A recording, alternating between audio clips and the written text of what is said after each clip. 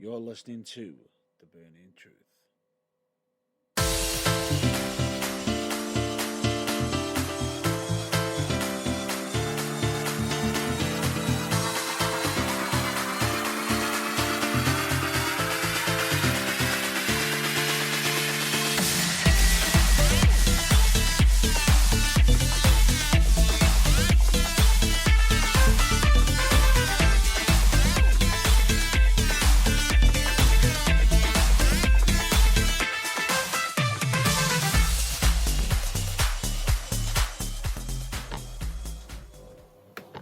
Hello, ladies and gentlemen, dude and dudettes. I am your host, Matt Burns, and with me this week, as he has always been, to my right-hand side, is none other than John Ballore. Good evening, ladies and gentlemen. Just to point out, if anybody was just possibly checking out our social media page and probably seeing a few messages stating we were live a few minutes ago, and we're live again today, there was a slight hiccup with technology. So just to make you aware, hopefully that's the post that was originally stating that we were live, where it was just only on for a second. Nope, that's not the case. We are live now. This is a full episode, and technical gremlins, but we hope we've squashed them all now. So yeah, this is us as we should be. We are live. We're good to go. And well, haven't we ever got a lot to talk about this week? No kidding. And let us just get some disclaimers out the way. Oh, absolutely. Right, disclaimer. Oh, do you want me to do the usual one, or is it a bit too serious for that? It's a bit too serious for this week. I've got a bit of a special one for this week that is only going to be most likely used for this week as well. Yes, we have got the audio disclaimer that we are going to be throwing out. And yes, I am going to be potentially throwing in the gag that JB usually throws in, but there is going to be an additional disclaimer on this episode as well. Right, so the following episode will have language that may be unsuitable for younger listeners and certain tones and language that some others may find offensive. Audio listeners, you have been warned. So if you are underage and, find adult language unsuitable, please be, audio discretion is heavily advised. And, as always, strobe lighting effect may be in this episode. That is probably going to be one of the rare few non-serious comments on this episode. And also, another disclaimer is that this episode may contain a lot of rants. And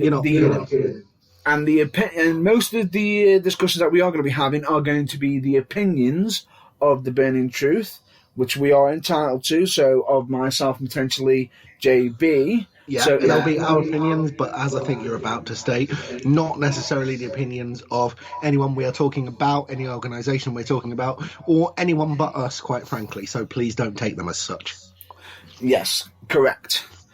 And and on top of that, it's going to be a bit of an unusual one because normally I know a lot of people saying, you have a lot of, soapbox episodes. This one is a very heavy soapbox episode. Yeah, for anyone who's been following the news recently over the last week since we were last on air, I think you know why, to be honest. You may very well know why.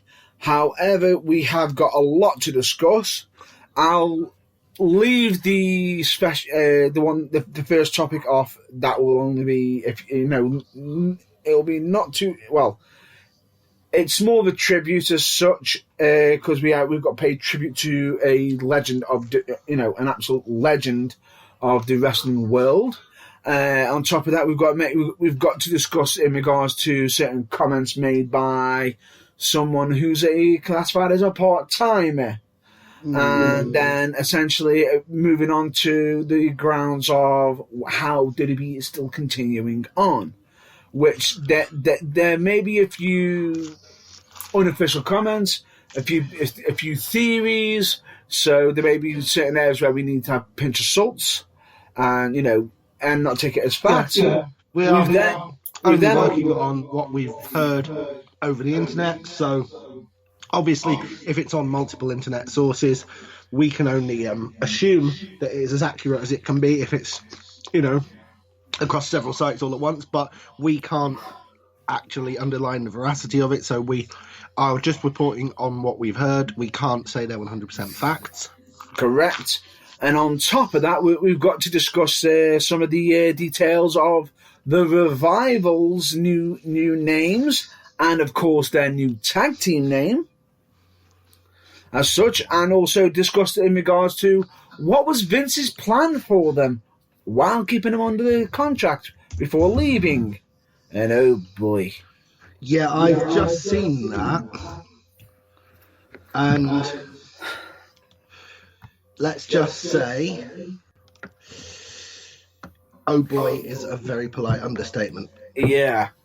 And then we've got to get on to the major point of it, which is going to be mostly in discussion of WWE and what they've been doing massively recently. And believe me when I say this, I am quite shocked by what they've been doing.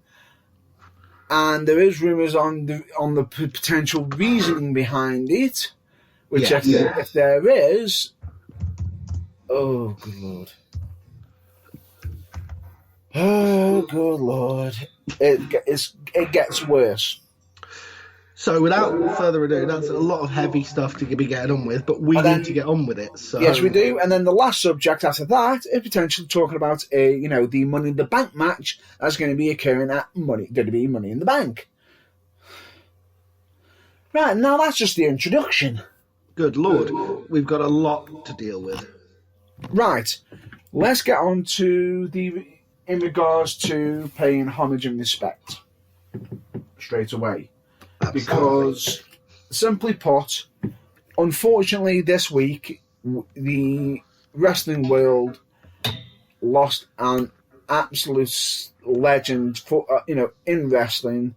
The legendary ring announcer, none other than Howard Finkel, also known as The Fink. The man who was massively iconic of stating, "And you!" The man who was perhaps our generation's one and only announcer, and who perhaps you, if you're a younger viewer, might still be aware of, thanks to the efforts of one CM Punk. Yeah, and who got him back long after he'd officially retired to announce when he won the world title that time. Yeah, and legitimately, it's to put it into words, it is massively unfortunate that we have lost the Fink. It's just tragedy on tragedy in these unprecedentedly sad times. As for the reason of his passing, we don't know, unfortunately. However, we do send massive condolences to his friends, his family, his co-workers, and anyone who knew him. Who Absolutely. Was close to him. Yeah. So with that, we are going to do a 5-bow salute right now for him. So during this time, we are going to be quite silent. So we are going to do the 5-bow salute starting now.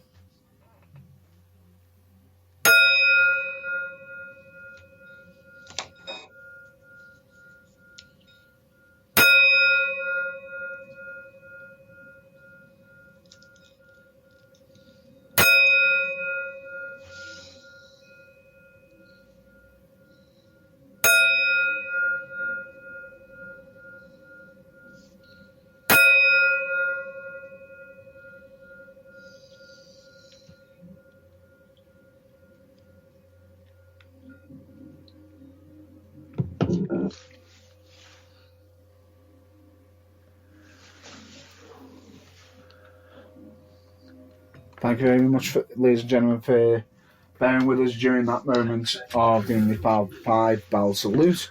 I know. Apologies if you got mind-bending amounts of feedback from that, but over and above that, rest in peace, Howard Finkel.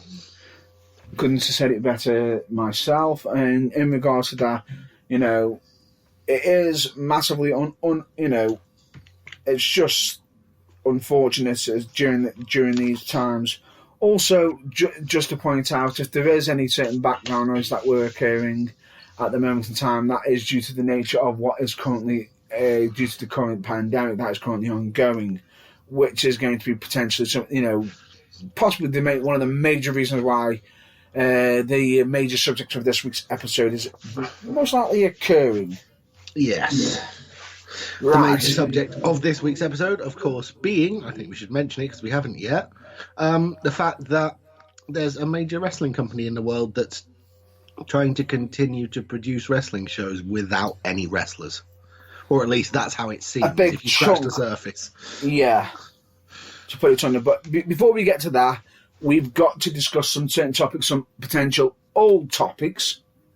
All right. That might have been from the previous weeks that we didn't have time for on the previous episodes because we thought, hey, we're not going to be that busy next week. Yeah, we thought it's going to be a quiet week next week. Not a great deal will happen. We'll be fine. That word shows quiet. What we know. You said the word quiet, didn't you? You cursed us, didn't you?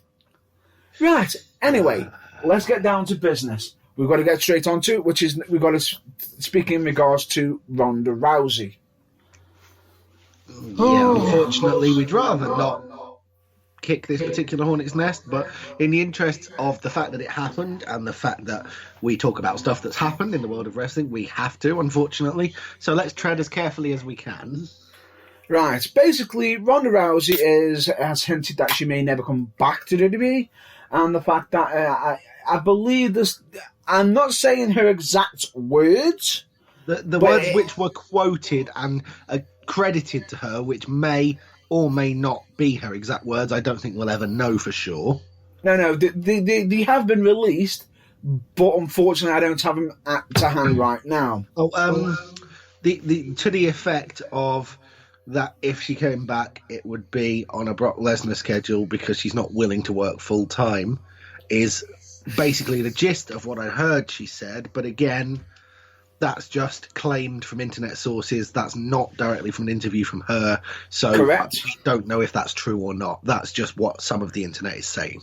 And something in regards to stuff the fans, they don't have respect. The kind of thoughtless mouth fart that if she has said it, and of course we have no proof that she has, you would think that she'd know better than to say something like that. Right, now one or two things are either in regards to this, either this is part of a storyline, or if that is genuinely how she feels, then... Tara, don't hurry back. Don't hurry back, you've basically entered the wrong business. And lo and behold, someone's bit.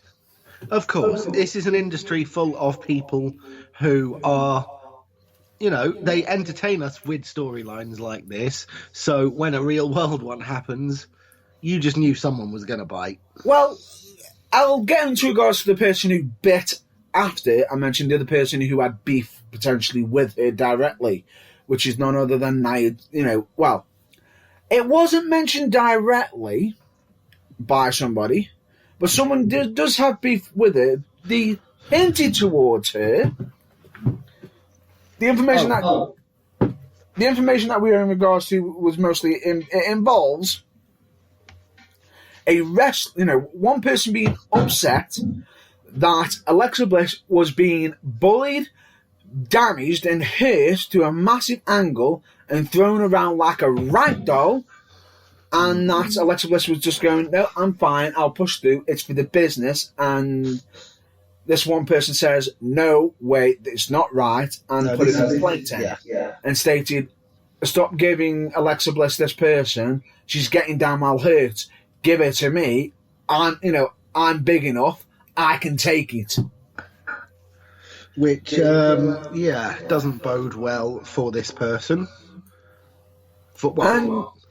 It doesn't go well for the person who said that either, because, you know, talk about possibly sticking your nose in where... I mean, fair enough, you want to stick up for your co-workers, but... And would you believe who it is?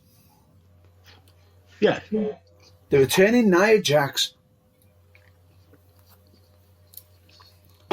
The returning It's, Nia Jax. Yeah, who has put out many social media posts Aimed which has at- been verified to the effect of come back with that attitude, missus, and you will regret it, except far less polite than that. potentially. But the thing is, as much as you could say that, it's an awkward one because a lot of people can turn around saying, yeah, she's got no right to say that. But at the same time, if someone is being genuinely hurt, then something, and someone needs to step in, as much as you can turn around and say, mind your own business, at the same time, why is that person suffering in silence? Yes. You comes into need play. to know both sides before you jump into anything, especially something as potentially serious as this. Absolutely. Now, moving on that aside, anyway, she's basically made her statements. I believe that Ronda Rousey and Nia Jax have been going back and forth on Twitter. I believe so. I haven't got into the depths of it Pretty because, much. frankly, it's as I said, alluded to earlier, it's a hornet's nest that we really don't want to kick. Correct. And however, in regards to that, we'll step away from the Nia Jax and Ronda Rousey arguments and move into the person who bit at the comments of Ronda Rousey and literally stated words to effect, "There's the door. You've shown your arse. Get the F out." Hang on. Somebody actually said that. Somebody reacted worse than Nia Jax. Blimey. Pretty much. I was not aware of this. I've only seen Nia Jax's comments, which I thought, frankly, were a little bit rushed and ill-conceived enough. So someone else, is it a current WWE superstar that said that? When I mention who it is, you'll know why. Is it someone who might possibly be related to Nia Jax by any chance? No, it isn't. Oh, okay. It's basically someone who has words for WWE. I'm not sure if he's working there anymore at the moment, but has got a legendary history with WWE and is notorious for going on long rambles and rants and has a massive hatred of Vince Russo. Oh, right. Is that a tennis racket I see galloping over the horizon? Pretty much. You can see a tennis racket galloping over, none other than Jim Cornette. I believe the comments... A man never short of a controversial opinion. I believe his comments were, right, okay, we understand that, you're making out you're a top superstar as such. Yeah, we understand that. You're firing off stating that, you're like Brock, you won't be on Brock Lesnar's contract. Last time I checked, honey, Brock Lesnar was working his arse off in the wrestling business, making a name for himself in the business and transitioned over to MMA and made an even bigger name. Where with yourself, you're doing the opposite effect. You made yourself a name in UFC and then tried to come over here to make some extra cash. And now because you don't put the grind in, you don't like the smell of roses isn't is as appealing anymore. You want to just sack it and just do a runner. Harsh words. In light of what Rousey is alleged to have said, possibly justified, was not our place to say because we don't know the whole story. Potentially. But incredibly, pretty much up to the standard you'd expect from Jim Cornette. Yeah. Basically, you're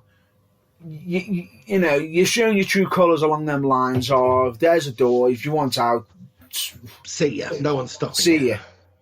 Get lost, The fact that you already bitch and complain of making a few dates, you're not even doing the full tour dates.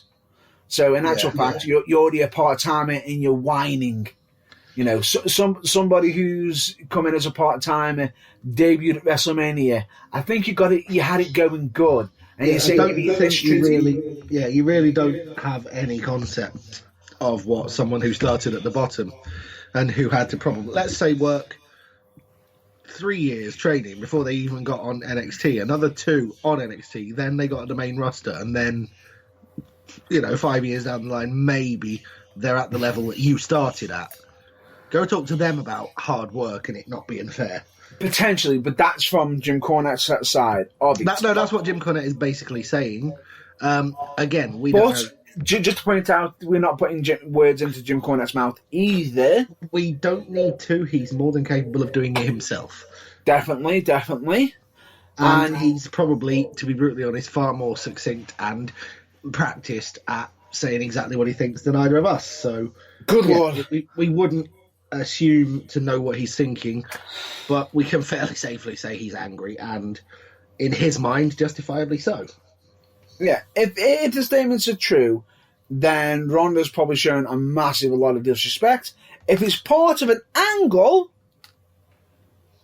then hats off. Then, yeah, it's top work because it's fooled all of us, which is exactly what angles are supposed to do, and in this multimedia internet age, so very rarely do anymore. Correct. And, it's like in regards to what Edge said on his WWE24 show, because of the internet, there is no real surprises. No. I, for one, will be about as surprised as I ever possibly can be with wrestling anymore in the internet age, if it does turn out to be part of a storyline. But this is wrestling. Never say never. Never say never. But anyway, we've got that out of the way in regards to Ronda Rousey. And you think, and let's just say this, that's a minute part of what we've got to rant about. Yes. That is literally like 3% of today's show. I'd say even 1. Wow. What are we doing next? Does it involve a certain tag team? I believe we'll mention the tag team first, before we get on to the nitty-gritty, because this is a bit more disappointment and light heart, and some good stuff as well. Right. Yeah. The Revival. Yes. Right, ladies and gentlemen, as you may or may not know, the Revival have actually left. They got released by they actually opted to get released by WWE. Now the Revival could be part of in regards to the mass releases, but it was way before then. And in regards to that, but we'll get to the mass releases shortly. But anyway, the Revival have left. They moved on. They've already got a name changes. They've even got some merchandise on sale, which, if you haven't seen it, my God, it's hilarious. Yeah. Is it as good as the before they mended the fences and came back? As they were then forced to become Team 3D merchandise before that in WWE, Dudley Boys went to TNA and were told under no uncertain terms they couldn't use the name Dudley Boys because WWE had the trademark on it. Oh, no. Is it a bit like that? Because I believe that they had a skeletal middle finger of the kind that Steve Austin would have been proud, with the words "trademark this" written around it in massive letters. Nope. Not like that, but more subtle and also referencing a bit of Marvel.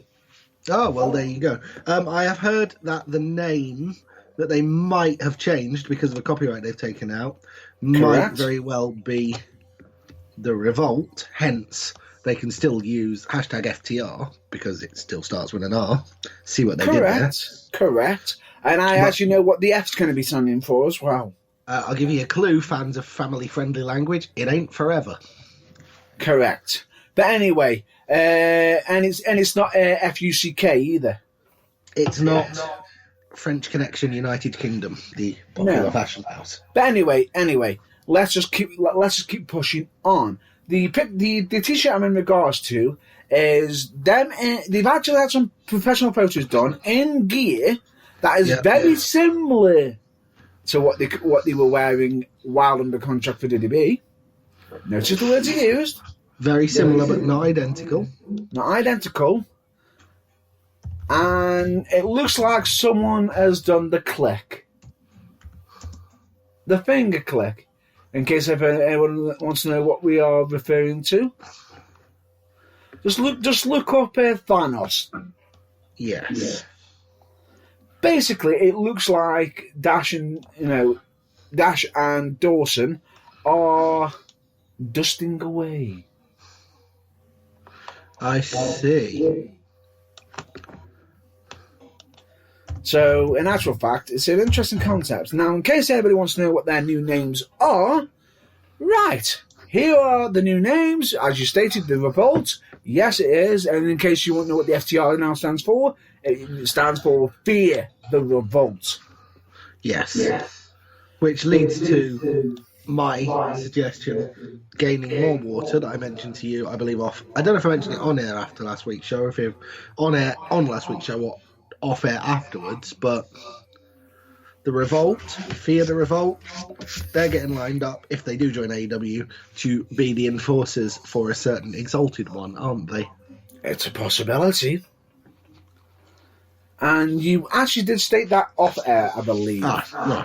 I wasn't sure, but yeah. But when it comes round to that, if they do, he could actually turn around and give me a big, massive fat "I told you so," and go into discussion about it. Yes. But anyway, the names. The names, yeah. The names for Dash Wilder, he will be formerly known as Cash Wheeler, because his real name is Wheeler. His surname is Wheeler. I believe, yes. And Scott Dawson is following and keeping in his surname, his real life surname involved in his wrestling name, which is he'll be now known as Dax Hardwood. Harwood. Yes. Not Hardwood. No, only one D, and it's at the end. Harwood. Correct. Oh, dear me. Right, that's the names out the way. Oh, well, no, not quite. We still have something else to do with the Revolt/Revival. Go on. Have you seen the photos that are going round of one of the reasons that may or may not be why they decided to leave? I was getting to that. I was just stating, as the names out the way, let's get on to what supposedly Vince's plan for them before they left. Oh, good Lord. I think the correct technical term is the bastard love child of the Sultan and Aldo Montoya. With a hint of, you will never take us seriously again. And possibly one half of Public Enemy? Very possibly. I think that they were in such... well, put it this way. If these revealed as potentially new gimmick costumes for said Revival are even remotely true, my God, they were in someone's bad books. Basically, it wasn't just because they were in bad books. Do you know why they were doing it? Why? Because they knew that they were leaving, and they wanted to basically put them through the floor. Yeah, they wanted to massively lower their value to make it less likely that they'll show up somewhere else. Correct. And, would WWE be that petty? Yes, they would. In a heartbeat. Yeah. Yes, they would, because if I remember, didn't they have a angle for, a certain Moxley, who was formerly known as Dean Ambrose, was rumoured to be in an angle with Nia Jax where she beats the crap out of him? Which he quite rightly said, not on your life too. Yeah. But, yeah. At least when they made Primo and Epico into bullfighters, they gave them a bit of dignity of hiding them behind masks. I mean, we knew who they were anyway, but, Well, they weren't exactly released straight away. We'll get to them later. The Matadors, or whatever it was. I remember the Matadors. The difference is that was still workable. Now, the issue with this is if they did it, they would have assumed, oh, look at this. They're worthless. They're nothing. And having a big, massive clock on their chest saying, Shatter Machine. What's that rapper called who wears a massive clock around his neck? One half of Public Enemy. Yes, I can't remember him, yeah. But yeah, it's basically an attempt that a case of the management going, we have no faith in you, and therefore we want you to basically show your subservience by doing something that will ruin your wrestling career forever. Basically, childish antics. Yeah, which is, if they are genuine, it explains why A, the Revival said not on your life, and B, why they left at the first available opportunity. But I have to stress if they are true, because somebody's either spent a lot of needless time on Photoshop making these just to try and make WWE look bad, or they're genuine. We can't honestly say which is which, but they're pretty horrific. And by the way, the MC that you were referring to is none other than Flavor Flav. Yes, thank you. I knew of him. I know he wears a big clock around his neck, but could I remember his name? No, so thank you for that. You're welcome. But anyway, ladies and gentlemen, it just seems absolutely childish, ridiculous. And do you know what makes it even worse? What? Why did they stop? Why did they stop what? With the plan.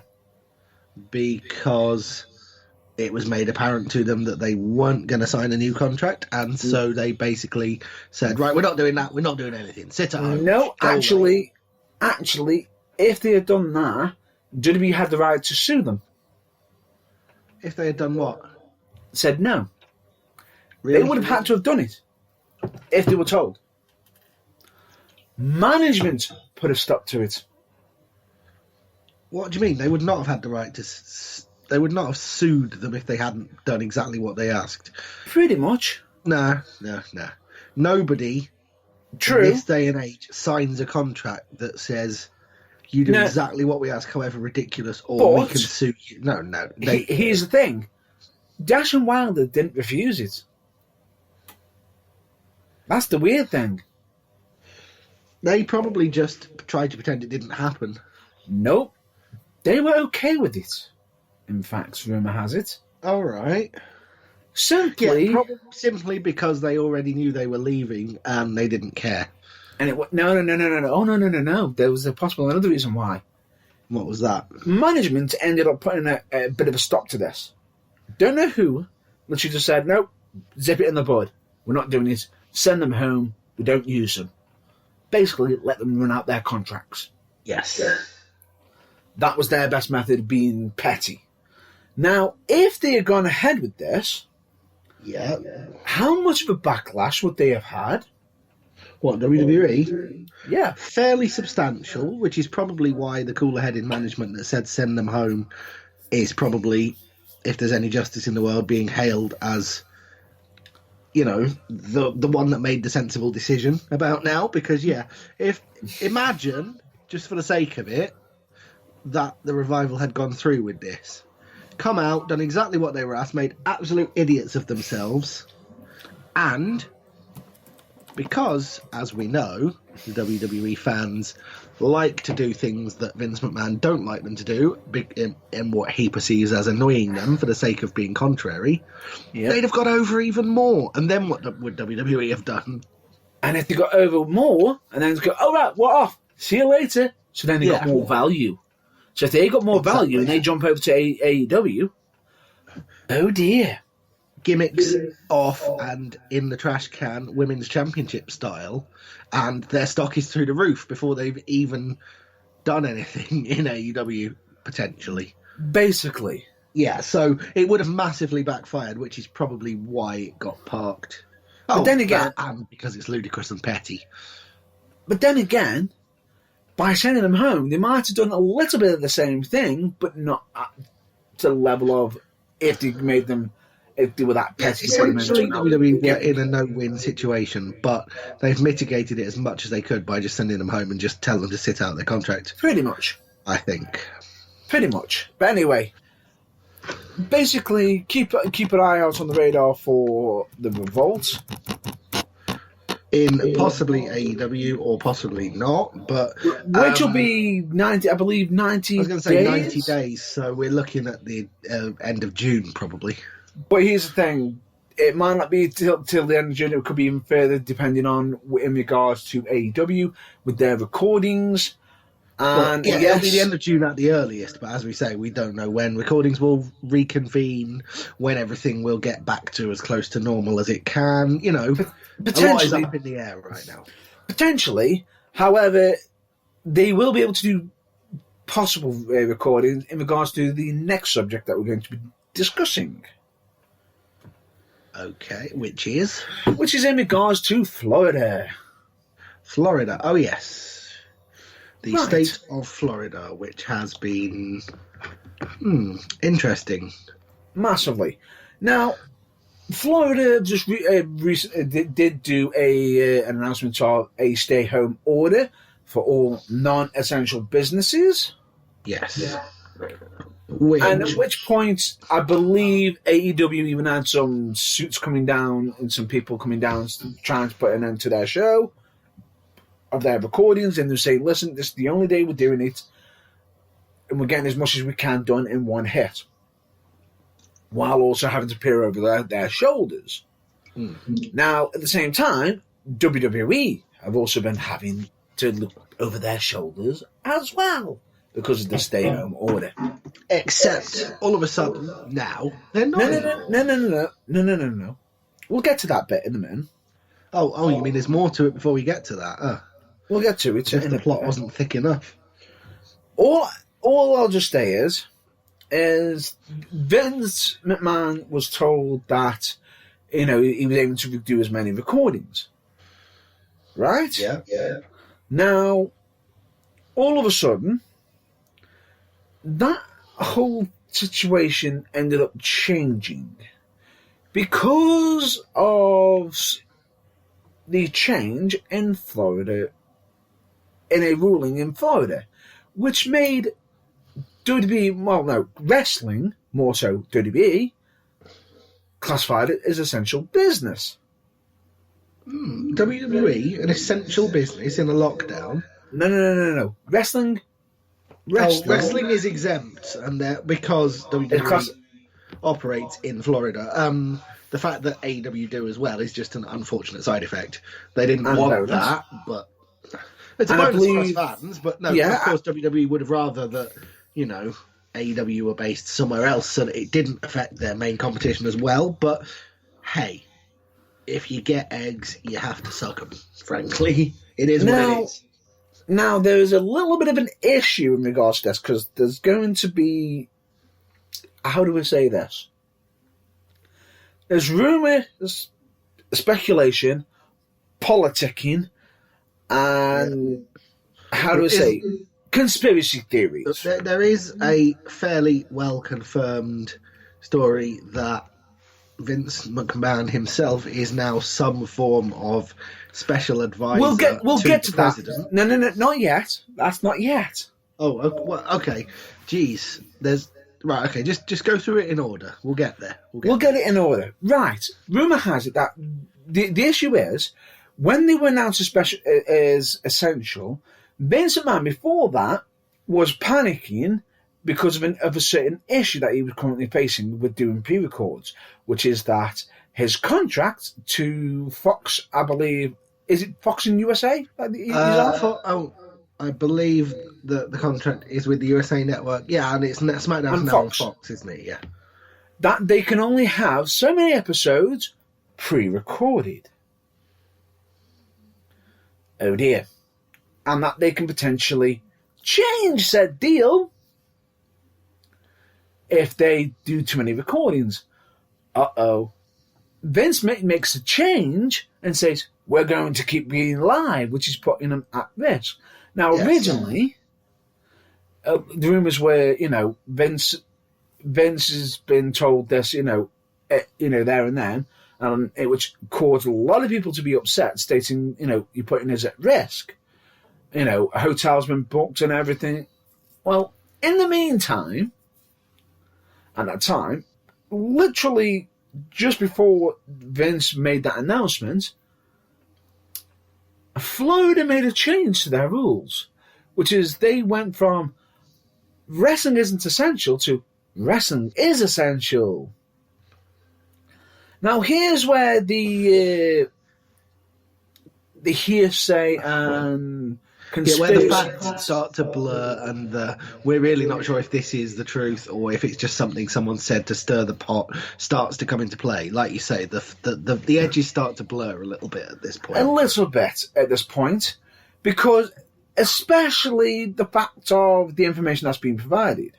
Now, Donald Trump has got a massive campaign going on at the moment, which is being run by an advisor, which is in regards to try and help him stay in power and help fund certain states by sending over a lot of money to certain said states. Now, who would be running something like that? That would be sending money to, sending a big chunk of money to Florida. Well, I'd imagine the governor of Florida. Nope. Oh, is this what I nearly spoiled about 3 minutes ago? Oh, no. Who is on Donald Trump's advisory team at the moment in time, sending the money over? It would be none other than Linda McMahon. Oh, yeah, who has worked behind the scenes for... Oh, wait. Him for a Linda while. McMahon. Where's Why does that that name sound familiar? familiar? Hang on, where have I heard her? Where have I heard that name before? No, I know what you're thinking at home. Linda, it's quite a common name. Stop it. Now is not the time for that kind of humour. Seriously, this is a serious situation. Correct, the surname. McMahon. Yes, ladies and gentlemen, Linda McMahon is the wife of Vince McMahon. Who, as suggested about 3 or 4 minutes ago, may or may not have some, officially unofficial special advisor position within the Trump administration. No, she but does. To be honest, no, Vince does as well, as far as I'm aware. I've seen reports saying he has. I haven't seen any saying that said previous reports that he does are in fact lies. So we'll get to I that don't know because if he does or not, but either way, if he does, it's because of his wife, who is, it's a fact, she works for Trump, and might that have had something to do with the decision? it may have possibly, but well, could that have stopped there? Could it have stopped? No, it didn't, because Well, yeah, supposedly. it could, but it didn't. Supposedly, Donald Trump himself has released a statement, which is, I believe, some of the words to that effect was the great Vince McMahon As if the guy needs his ego stroking anymore. was being brought in to help Trump to help rebuild the U.S. The U.S. economy. This is Donald Trump, by the way, who apparently approves of people protesting to end the lockdown, which, to me, I say apparently because he's done nothing to deny it, but it would seem immensely stupid if that is the case. Now, Vince isn't the only one who's involved in this, in the rebuild of the in the rebuild of the U.S. when it reopens. No. Dana White is as well. Now, why would Dana White? Now, can you think of any other situation other than a national emergency in which two people who are basically fighting for the same entertainment dollar of the American public as Dana White and Vince McMahon would possibly be on the same page? Because I can't. Well, they are. Unless they are, however, yeah. Quite Supposedly. Notice the words I used, I added there. Supposedly. Now, the issue I have with this is if this is all true, then this can lead to a lot of favoritism and quite a bit of, how do we say, a lot of favoritism from a president who is potentially giving certain, liberties to certain rules and regulations, which is not great if it's all true. If it is half-truths and Vince is helping out and he's genuinely helping out, then fair enough. I'm all for it if he's helping out in a massive way. Now, the question is Vince's, Vince's mindset in regards to trying to help the company comes into question in regards to the following subject that we're going to be talking about. Yes, we will mention it as what's the word? Subjectively, as opinion free as we possibly can. We'll just present the facts and/or rumours to the best of our knowledge as we know them, and leave you to form your own opinions. But yeah, hardly subjective, I think, is the correct terminology for this one. Right, but anyway, the point being is, a lot of people are making accusations of WWE may not be, you know, or not may not be the most professional businessmen, but they are they certainly know how to play the political game. Oh There's yeah, just a bit. accusations being thrown around. If it is true, then fair enough. They certainly know how to play the political side, the political business. If it isn't, then fair enough. Then it's all wild accusations after accusations that could be which WWE could use their potentially in regards to. WWE could potentially use these accusations to their advantage, but they could equally be damaging if they're not. If they're too wild and they're not managed. It's a dangerous a place to be in. Correct. Now, let's get on to the main part of the subject. Yeah, wow, we're only just now hitting the main part. You see why we had to do this week. This is far, far, far too big to ignore. Right, ladies and gentlemen, this is in regards to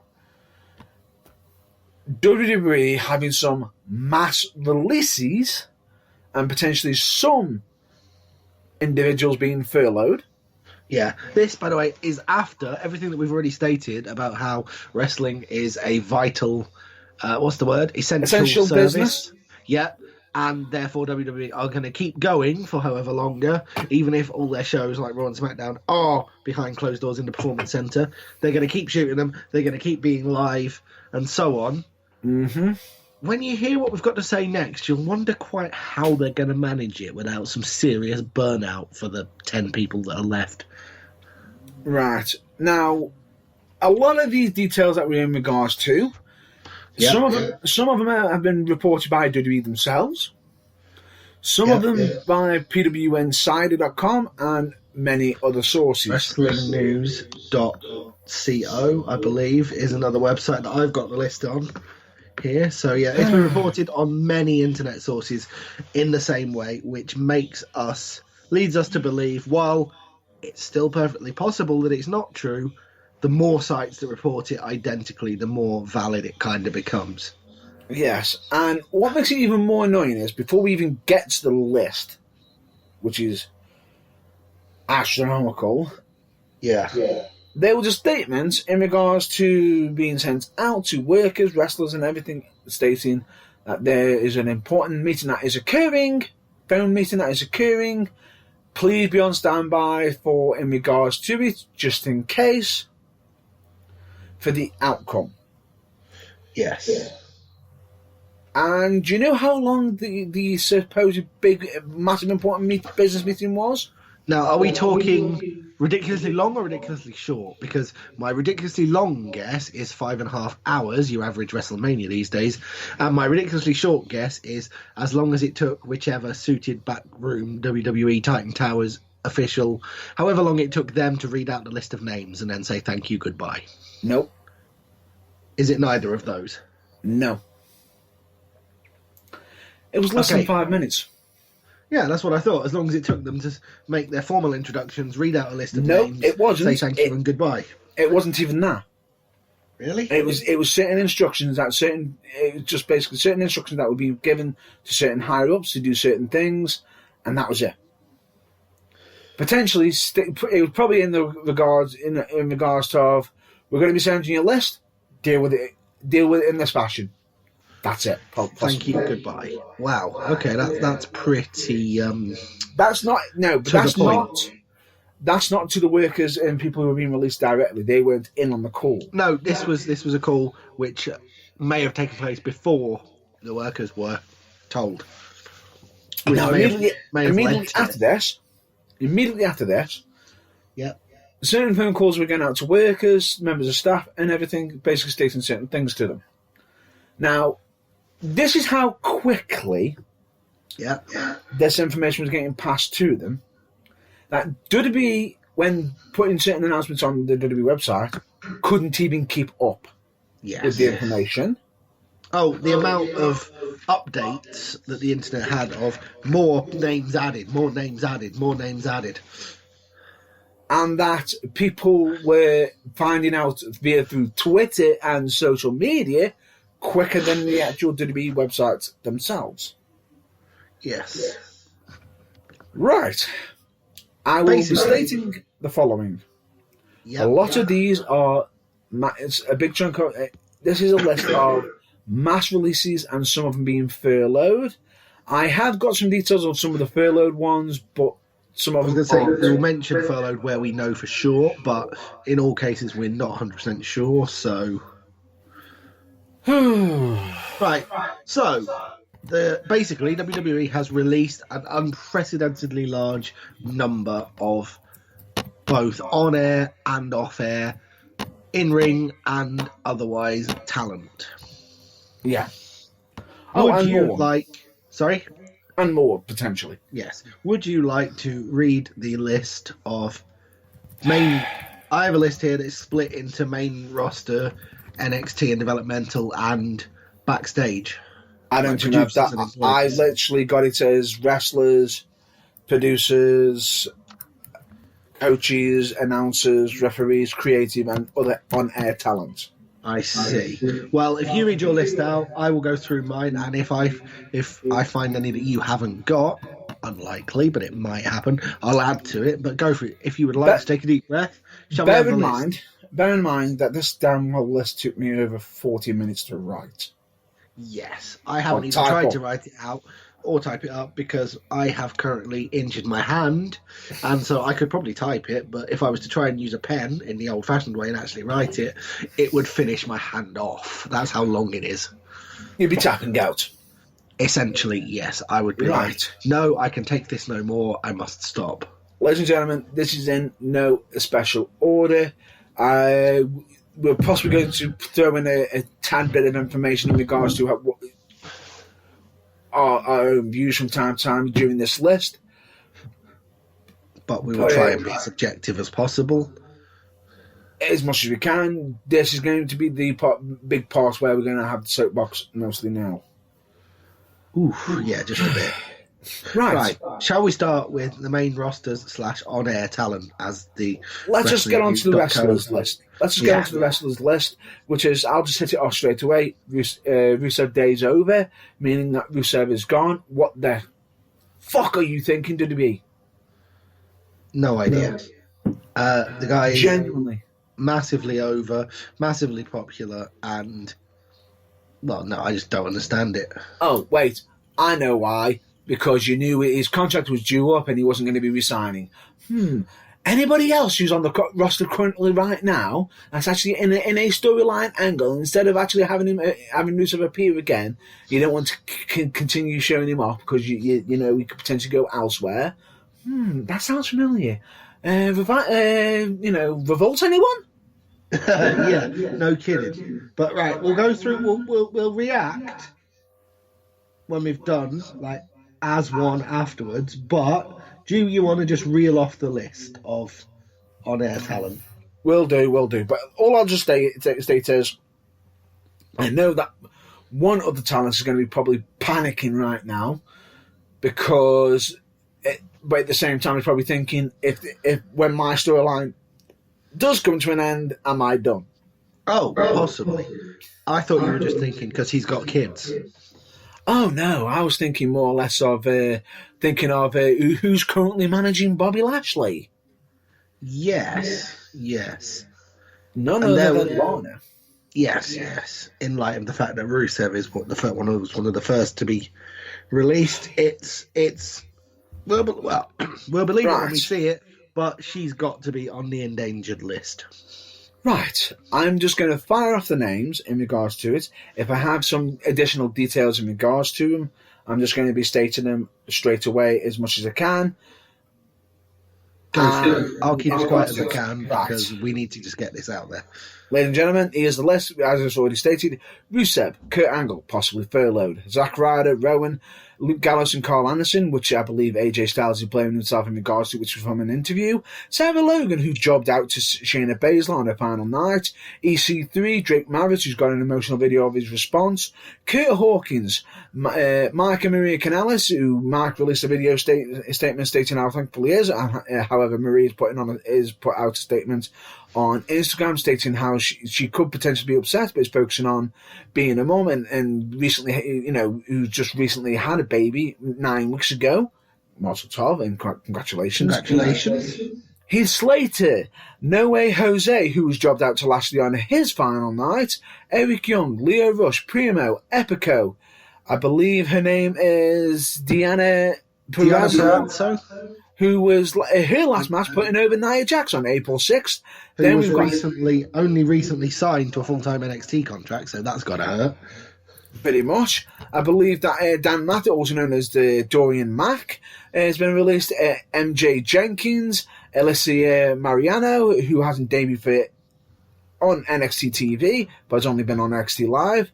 I do apologise for butchering some of the names. I believe Alaska Jasic, who hasn't debuted on NXT TV yet, but only NXT Alexander Live. Yaskic. Okay. Nick Ogarelli. I would imagine that's pronounced Ogarelli, but I'm not sure. I think it is, yeah. Then you've got Miss Conti. Let me do some of these. Tainara Conti, Dan Please Mather, do.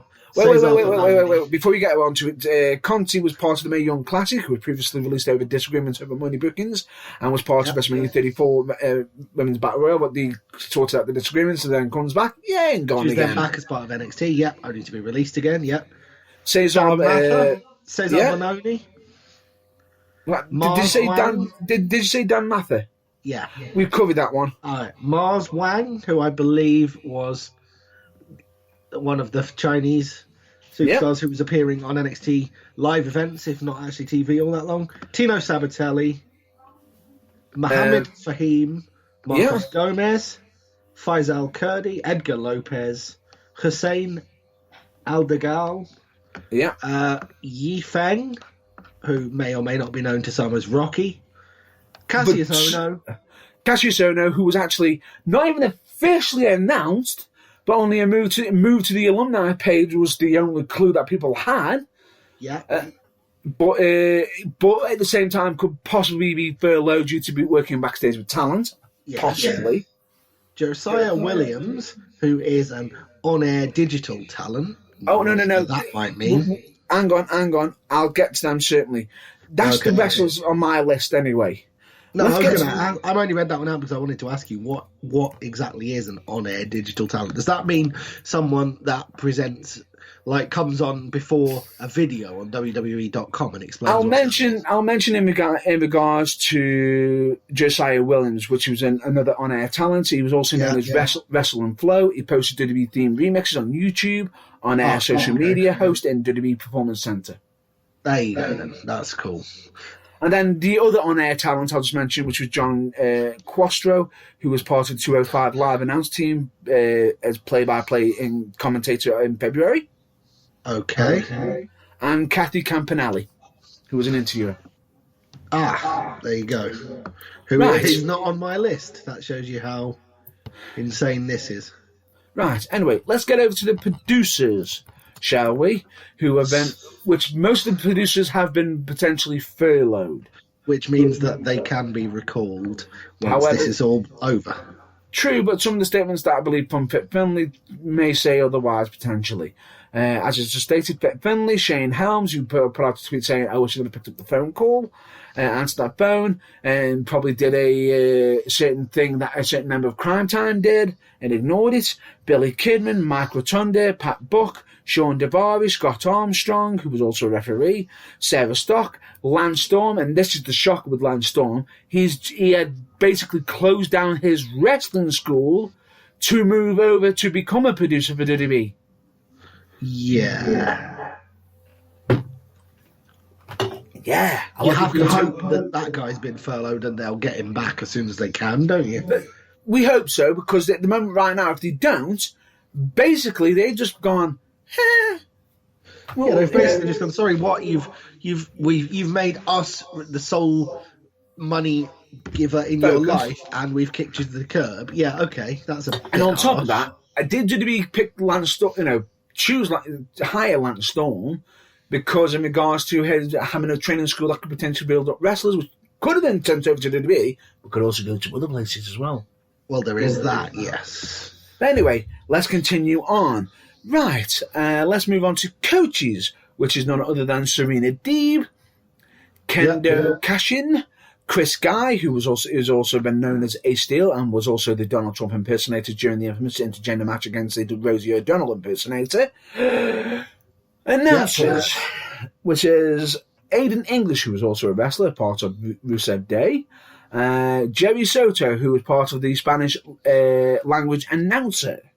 Part of the Spanish announce team. Yeah. Then we're going to move on to referees. Mike Chioda. Mike Chioda? Blimey, okay. Is it Chioda? Chioda. Yes. My apologies for that. What's shocking with that is the fact that Mike has been with WWE for 31 years. He began his career with WWE in 1989. He was the referee who counted the 1-2-3 for the 1-2-3 kid against Razor Ramon. Wow. Right? Creative. Andrea Listenberger. Who is, I've got on this list as well. I haven't got many of the ones you've got to now, but listed as a writer. Now, what's shocking with this is the fact that you think, right, okay, she's a writer, we'll get rid of her, but she put out a statement and revealed what stories she wrote recently. Yeah, she was the creative writer who wrote the Otis and Mandy storyline up to WrestleMania and a bit after. But that could be possibly a furlough as well. But if it isn't, what the fuck? Yeah, just a little bit. Genuinely. That is the definition of insanity. Right, and in case you haven't guessed, he's, what's that, 30, 40 names? I don't think he's finished yet. No. I believe that so far, that is actually the list so far, because we've already mentioned the other on-air talent, and there's potentially many, many more. But anyway. Well, that's it so far. Oh, hang on. Did we actually... I don't think any of the on this list at any point... Oh, no, you did, I believe, mention Kurt Hawkins and Zack Ryder. I just didn't hear you, don't think. I didn't say them together. Ah, there you go. That's what it is. Right. Now, so that is a total of, I don't know, getting on for a Royal Rumble's worth of names. If not more. People from all walks of the company. Wow. Yeah. Now, take into account what culture even fired some shots at WWE in regards to the statement. And do you know what the shots that they fired were? I don't, but the good news is I think you're going to tell me. Oh, yeah. Why don't we get rid of some wasteless talent who don't even appear on TV and do nothing on the shows and just basically make them redundant and basically either furlough or basically say, you sack, go home.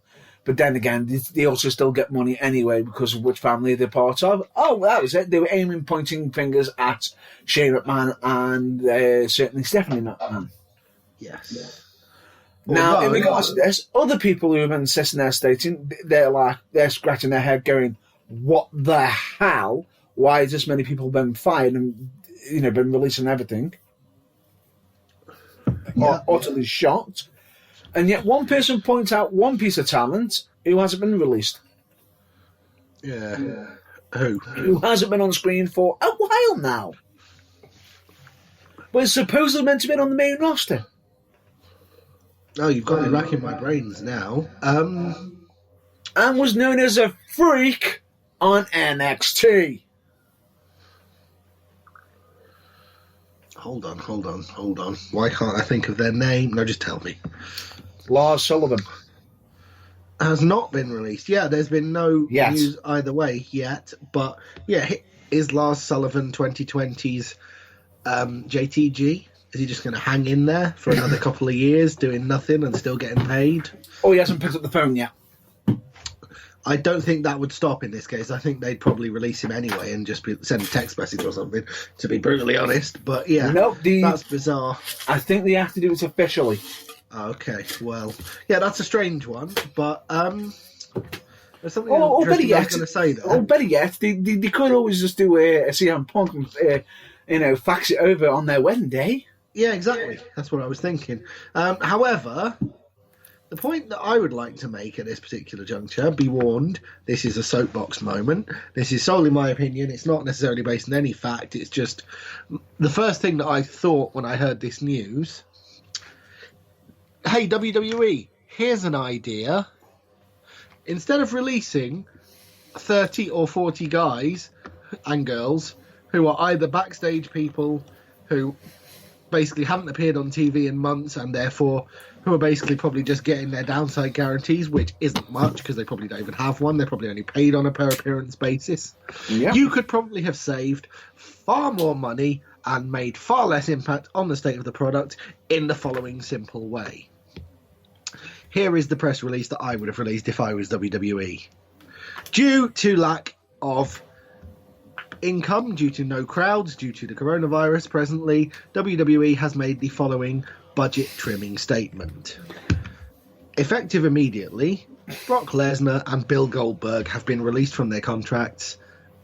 All payments for any appearances and any appearances they may have scheduled to anyone on a Legends contract has been suspended until further notice. Or is on hold, potentially. And anyone who is on the main roster who is not currently involved in a storyline has been furloughed but will be invited back when the time comes.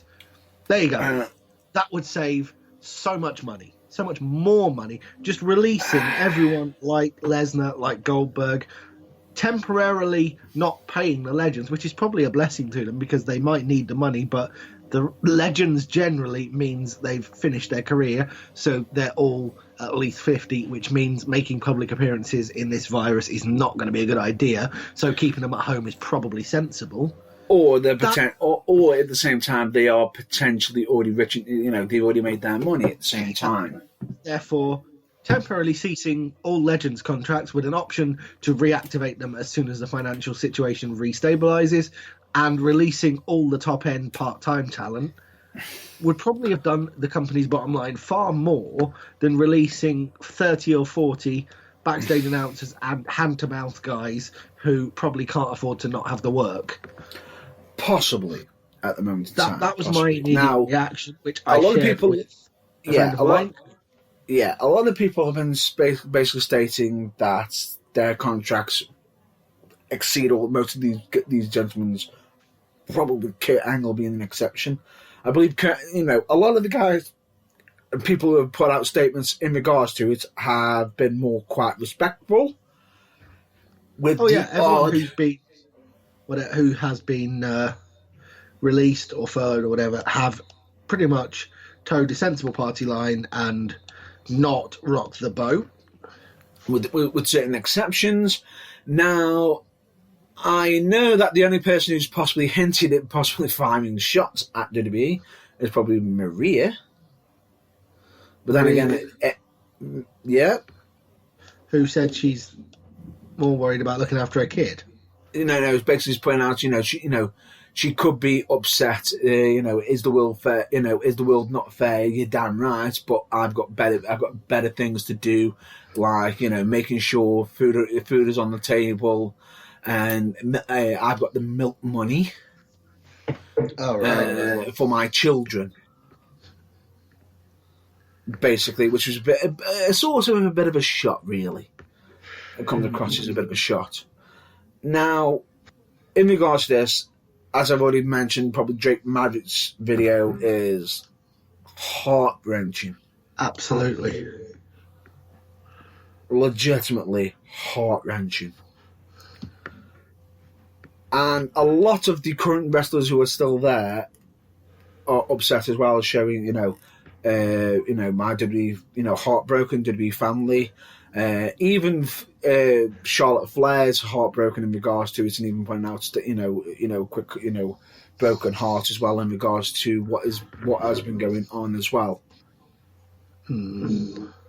which is absolutely devastating. At the same time, Rusev, who's just been released out of the job, has also basically turned around and said to certain people, anybody who's out of job, who's desperate in need of money, let me know, and I'll see if we can try and sort out some, sort of funding where we can help you out.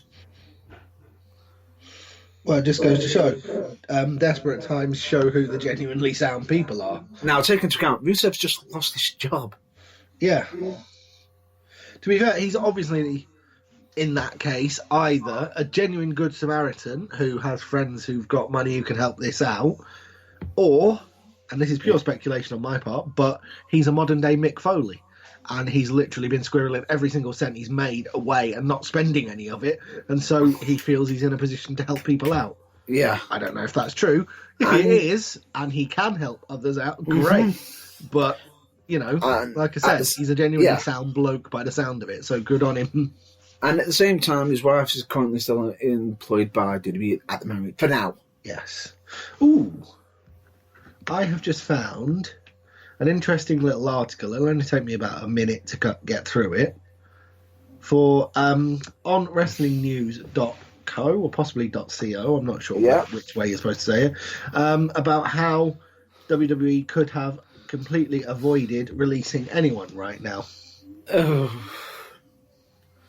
I'd say give it a minute. I'd say have a quick read of that while I make some additional information, because can you remember earlier during this episode where I turned around and stated the networks could potentially change their contracts if they pre-recorded?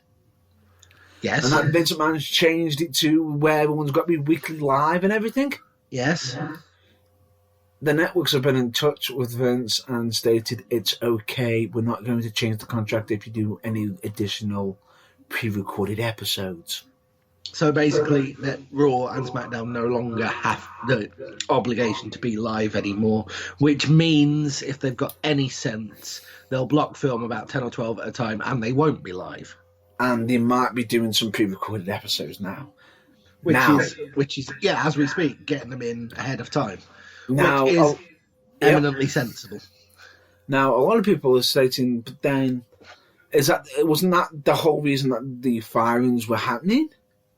Well, yeah, you would have thought so. It was an attempt to save money. But having read this article is mere speculation as to something they could have done. Yes, which is what I was just about to get to.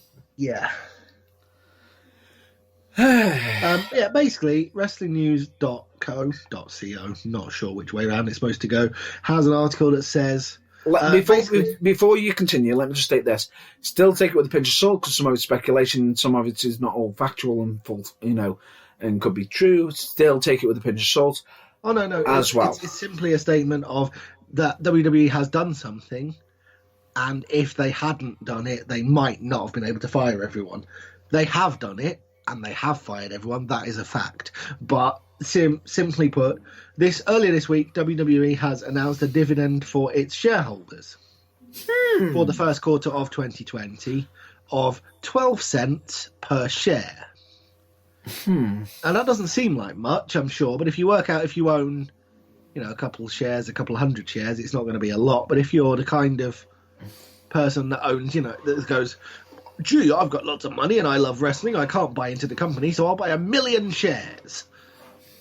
1 million shares at 12 cents per share is a lot of cash. Yeah. So basically, having paid out the dividend for the first quarter of 2020 at 12 cents per share, according to Dave Meltzer, the quarterly dividend would cover everyone who got the amount of money that is paying out would cover everyone who got fired as far as talent and producers are covered for 4 years and 4 months, or 2 years and 2 months if they'd only paid out half the dividend based on the current financial circumstances, and you'd only got 6 cents per share, which does make you wonder.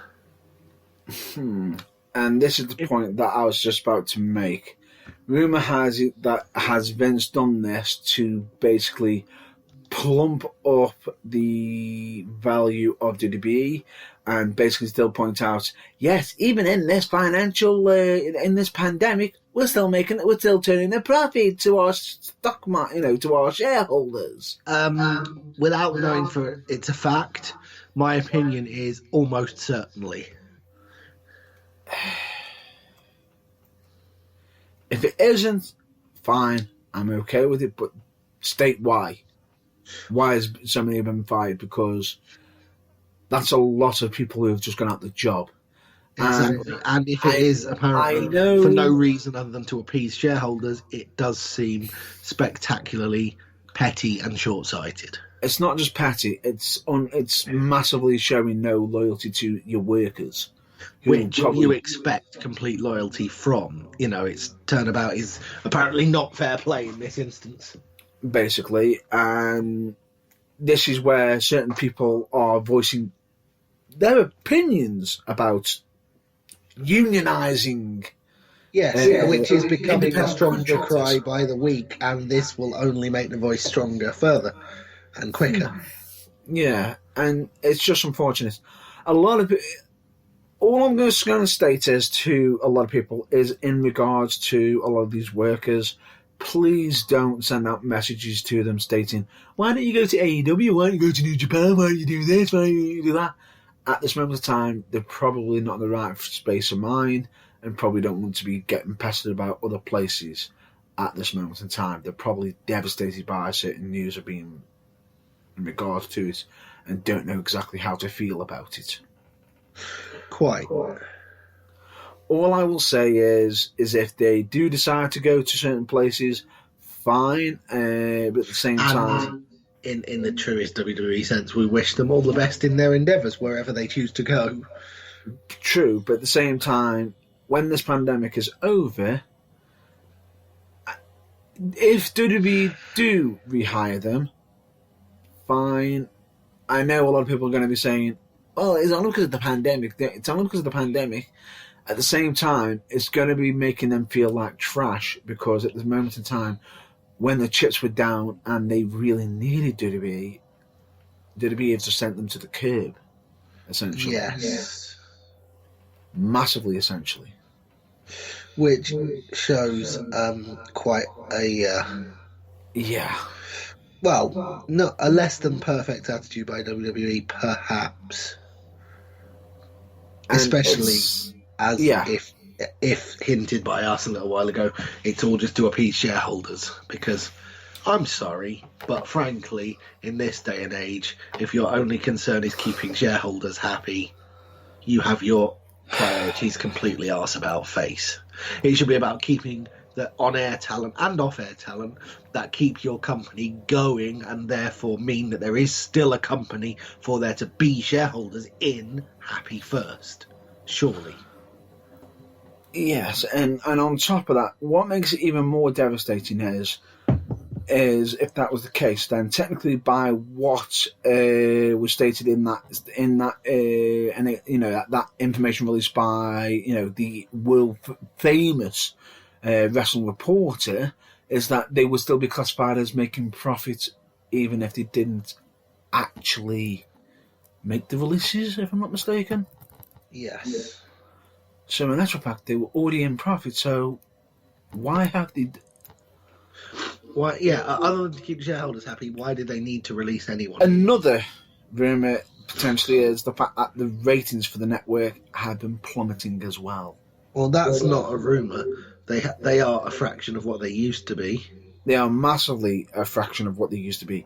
And a lot of people are stating, oh, it's because of the pandemic. And now a lot of people are saying, oh, wouldn't they want to be watching and aren't they classified as essential business now? So wouldn't that be basically meant to be drawing more money for Florida? No, that's not always the case, because what makes it even worse is people might be tuning out because they're probably sitting there thinking if we tune out, they could send them home and potentially save lives. Absolutely, and that surely should be the first thing anyone's thinking about in these circumstances. Now, it apparently isn't. It isn't. Now, we'll have to wait and see. What makes it even more devastating is the fact that the supposed decision took less than 5 minutes to make. Yeah, that's really quite damning. That is more than just damning. That is just absolutely devastating. It's bordering on criminal. I've got to be honest. It could be potentially considered criminal, and a lot of people's outlook in regards to the WWE, in regards to it, is probably massively changed. And WWE don't. WWE have probably fallen quite spectacularly in many people's estimations, further even than you might have thought. And I know some people who are not wrestling fans who wouldn't believe that was possible, but yeah, WWE has shot itself in the foot here. Potentially, with a lot of, I know a lot of people can say, well, it's during the pandemic. It's during the pandemic. At the same time, depending on what they do after, it could also possibly redeem some of the damage, but not all of it.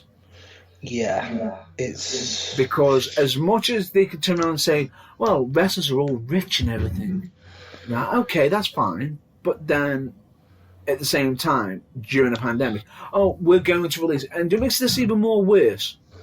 That the even worse. Go on. Yeah, certain people who've got contracts, a la the OC is in Gallus and everything. They just recently re-signed a new contract. They may have actually been paid extra to possibly be leaving, to be allowed to be, because they're so close to the start of their contract. New contract that they can't. It can't simply be. Yeah. They may have to have the entirety of it paid off. You know how like when you get a mobile phone. Yeah. And you get whatever it is, a 2-year contract, and if you want to get another phone at any point in that 2 years, you have to pay the remainder of it off. Yeah. Well, it might be the case that the entirety of the remainder of the contract might need to be paid off, which strikes me as, well, okay. If that was the case, why on earth would you release them? Right, but at the same time, they're probably just doing that just to cut off certain payments. Who knows? Basically, this is WWE's stockpiling method of stopping workers from going elsewhere. Yes, essentially. Backfiring. Massively backfiring. Backfiring. It was their attempt to, like you say, basically be, oh, well, we've got 500 wrestlers on the books. We don't ever use more than about a third of them, but at least they can't appear on another site. Yeah, but it makes it even worse with this. Go on. They even some big chunk of most of the major talent have still got their 90-day no contract, 90-day no clause contracts still in place. No complete. For some of the lesser known ones, WWE's been so generous to lower it down to 30 days. Oh, isn't that nice of them, eh? Supposedly. Now, if that is so true, they can go and work for another company that isn't doing any wrestling at the moment because of, the pandemic. Yeah. Isn't that delightful? And you pointed straight away what I was just about to refer to. Yeah. Now, take into account, I am actually a promoter myself. No, really? Early days. Oh, you ever mention it? Early days of a promoter. And I'll be honest with you, I feel very lucky at the moment in time as such in regards to, in regards to certain dealings, in regards to certain overheads not having to be excessively paid. However, if there were certain people who needed my help as, certain talents who needed help or anything, I wouldn't be sitting there saying, oh, I've got no obligation because they're an independent wrestler, to help them. No, absolutely. I wouldn't say that. No, because, you're not, what's the word? Oh yeah, an absolute bastard. Or heartless. Yeah, and to take into account, this is only referring to myself.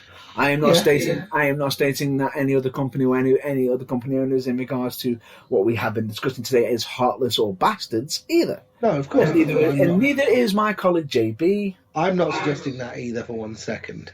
I'm simply saying that there are plenty of people who could quite easily, use this as an opportunity to go, yeah, you know what? buy and not pay anyone or do anything and be bastards. I'm not saying anyone has, or anyone that we have stated in this episode either. Yeah, exactly. But the point being is, it's just a very, very dark day at this moment in time in WWE. Yes. And I know a lot of people have stated in regards to the wrestling becoming essential in Florida. Now, it's not essential elsewhere, just in Florida. Now, essentially, AEW could potentially run certain episodes. However, statement was supposedly released by AEW stating that they are not going to be continuing on any pre-recorded, doing any pre-recorded episodes unless they have to, which means they're probably going to be using their pre-recorded episodes until they run out.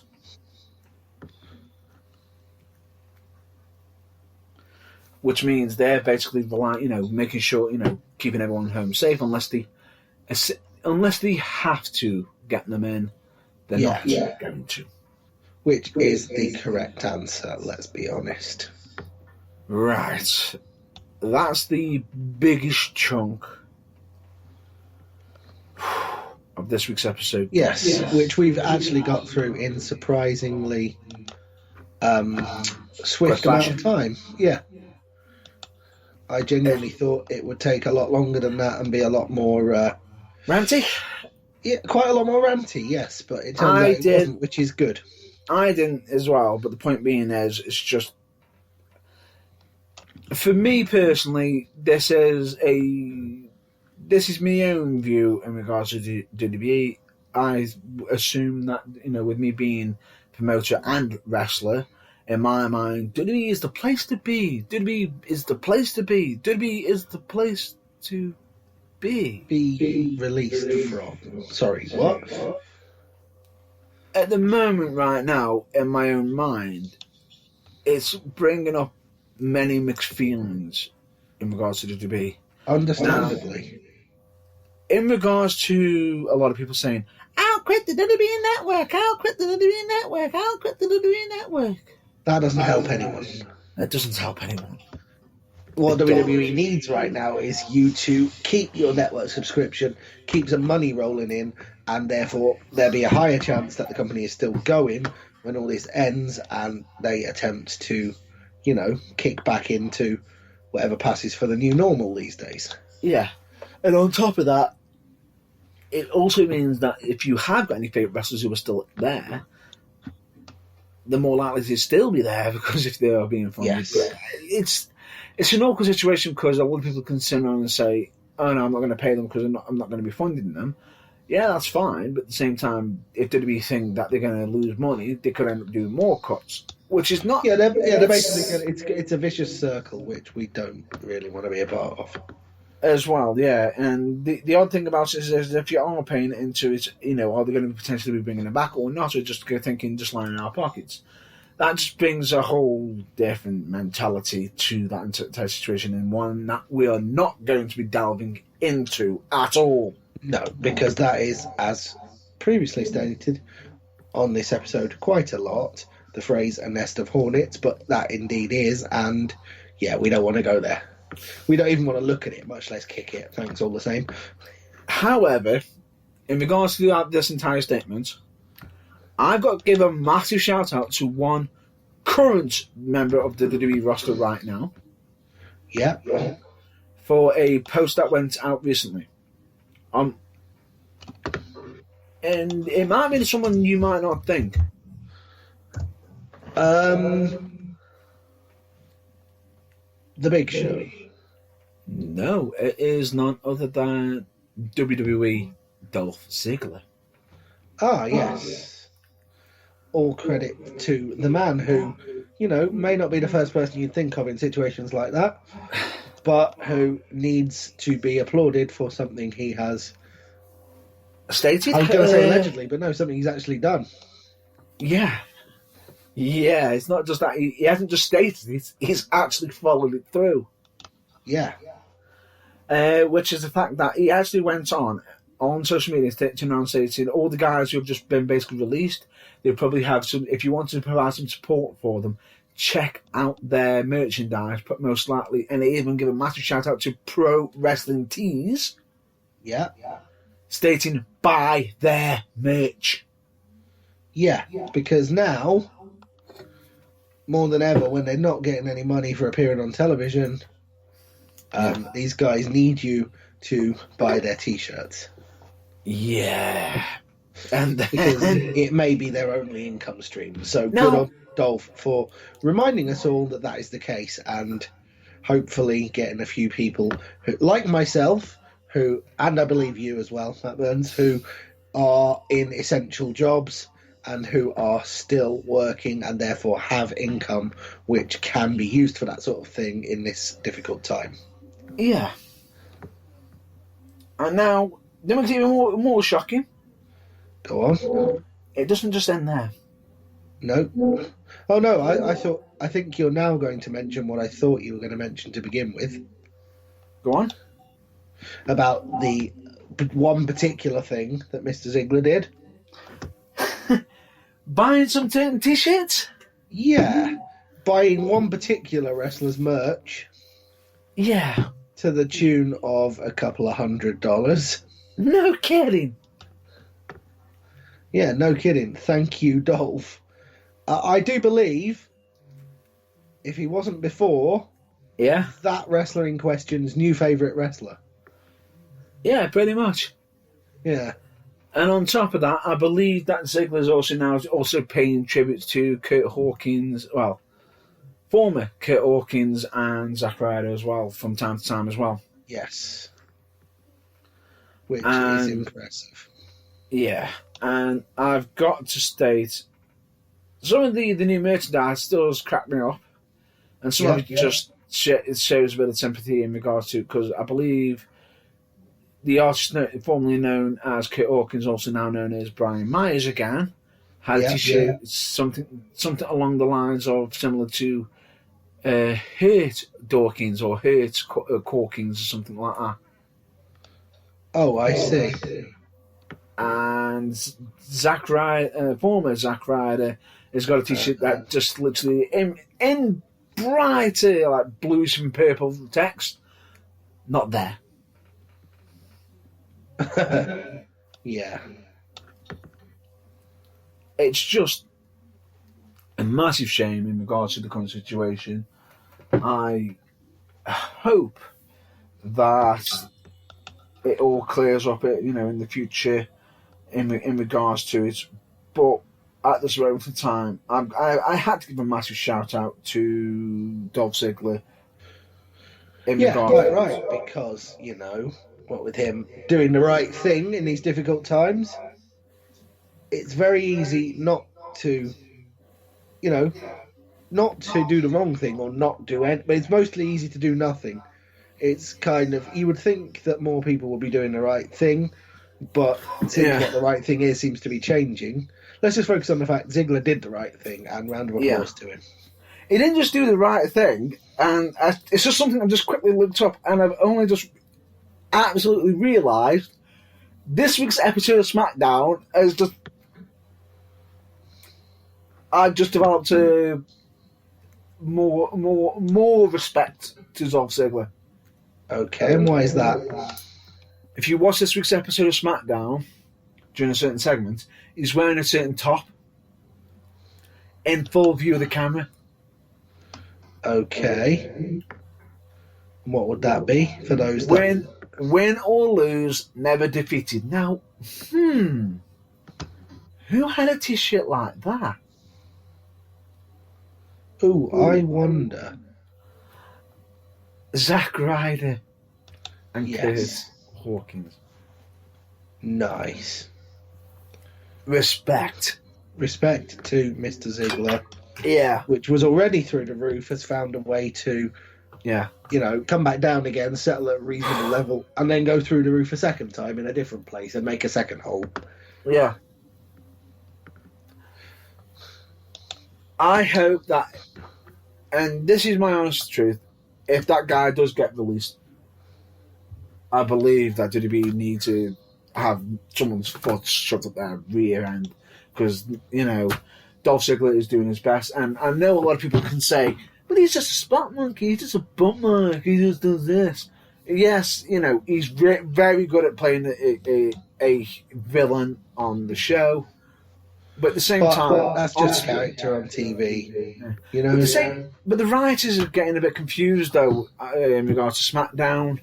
I'm just going to cover a quick little glimpse of a bit of SmackDown for three things.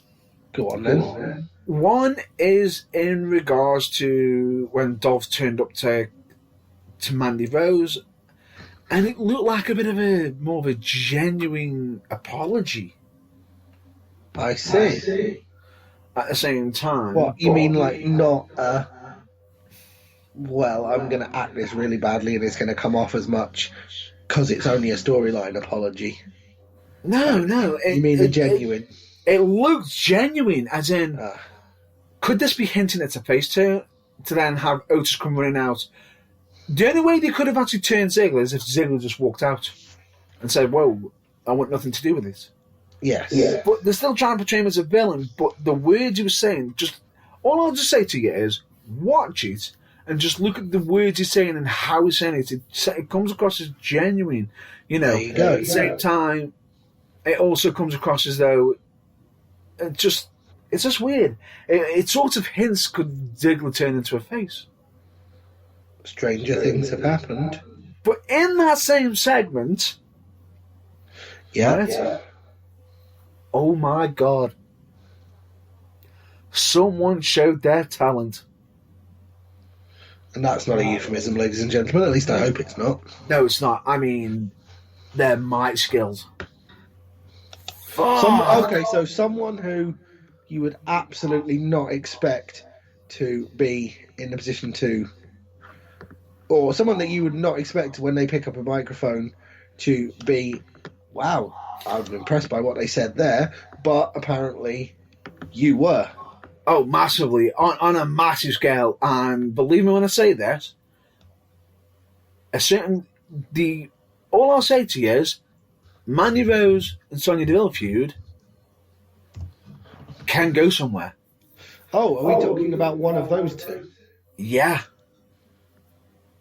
As everyone's favourite Dolph Ziggler sympathiser got microphone skills we were not previously not aware of. Pretty much. And which one do you think it is? What? I think the words Dolph Ziggler sympathiser suggest it wasn't Mandy Rose. It wasn't Mandy Rose. No. Sonya Deville. Yeah. Holy sh... But at the same time, even when, Sonya Deville hit Mandy, Dolph turned around and goes, "What the hell are you doing?" Which is sort of hinting, could he turn... Yeah, the indication, that he's perhaps... And then when Otis comes out, it's more like he's been obligated to brawl with him, or... Yeah. It would have made more sense if you just let him go, "Whoa, I've got nothing to do with this, big man." Yeah. If they are going to turn him. But if they're doing it slowly, it would have been better if he just... It's weird, because then when they had him walk out, they had him run back in to try and attack again, and it didn't work. And it's like, you give him mixed signals, WB. It's just... Yeah. We understand the concept of you like grey areas, but in this particular instance, it's not overly helpful. It's not, because you're pulling people one way and then pulling them another. It's like... But the promo that Sonya Deville cut... Holy shit! Was... Wow, so there you go. That's the only words I can say. Give her a mic more often, WB. Well, there you go. I have never seen a heel rip up her face so effortlessly and just... Oh my God, it's just the words that she's coming out. She literally turned around to Mandy Rose and just turned around and says, "Oh, I'm sorry, I'm not just some cheap blonde-haired bimbo." Ooh. Right. Nice. No, but at first, it looked like a genuine apology. You're not even giving me the time to explain myself. You're not going to give me time. And now she's trying to give a heart of heart. And you just see her flip the switch. And the way what makes it even better is it's not just in her vocals. The promo's good. Her facial expressions. It's just Could this be the breakout moment? yeah. Now take into account how quickly did I just say that? What do you mean? How quickly? Instead of me sitting there saying, "Oh, it could be," You're a breakout. like fairly certain it is. Yeah, Cool. Well, good, because WWE, it was. especially It now, literally needs. invested me into Mandy and Sonya Deville storyline instantly. It So suddenly needs so take into that you account. care. Take into account. This was originally Dolph and Otis. This is just switched that dynamic shift into. I thought Otis and Ziggler was going to be a bit of an interesting, Otis Mania. This could be a potential way of making, more likely point out a future female star and catapult her into title picture. And if it doesn't, then WWE will have dropped the damn fucking ball with this one. Well, yeah, wouldn't be the first time, but let's hope they. But all I'll say to you is the promo, I highly recommend it. Watch, you can even actually see it on WWE or, on YouTube. But believe me, she looked like she was heartfelt apologetic to Mandy Rose. I'm your best friend, and then just switches. It's almost like switching on a light switch, just how quick of a change Nice. it is. Pretty And cool. it's just. Well, then that's good news, yeah. The only way they could have literally done that, it was almost like a pipe bomb. It was almost like, a mic drop there and then. Impressive. It was just.